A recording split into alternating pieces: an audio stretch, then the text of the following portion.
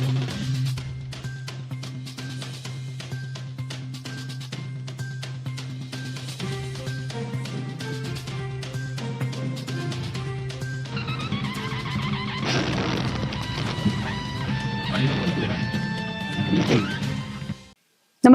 आपण पाहता हिरकणी न्यूज.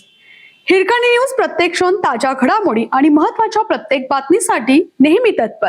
कराडमधील अभियंता खून प्रकरणी दोघांना अटक. आरोपींची संख्या 4. 12 जून पर्यंत पोलीस कोठडी. अपघाताचा बनाव करून अभियंता लक्ष्मण मंडले यांच्या हत्येचा कट रचल्याप्रकरणी कराड शहर पोलिसांनी आणखी 2 संशयितांना अटक केली आहे.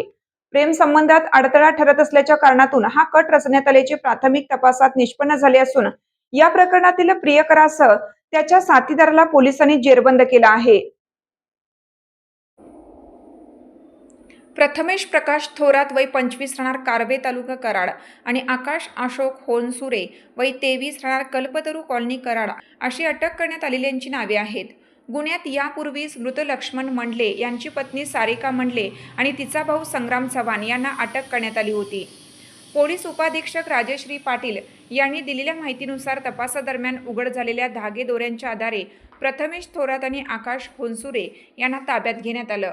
हत्येसाठी वापरण्यात आलेली आल्टो कारही पोलिसांनी जप्त केली असून लक्ष्मण मंडले याच्या अंगावर गाडी घालण्यात आल्याचे तपासात स्पष्ट झालं आहे.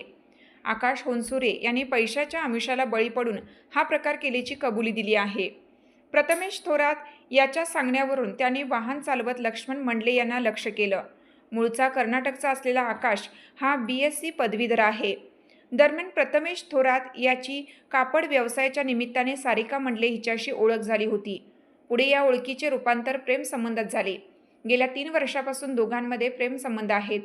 लक्ष्मण मंडले हे या संबंधामध्ये अडसर ठरत असल्याने हा कट रचण्यात आल्याचा पोलिसांचा प्राथमिक अंदाज आहे.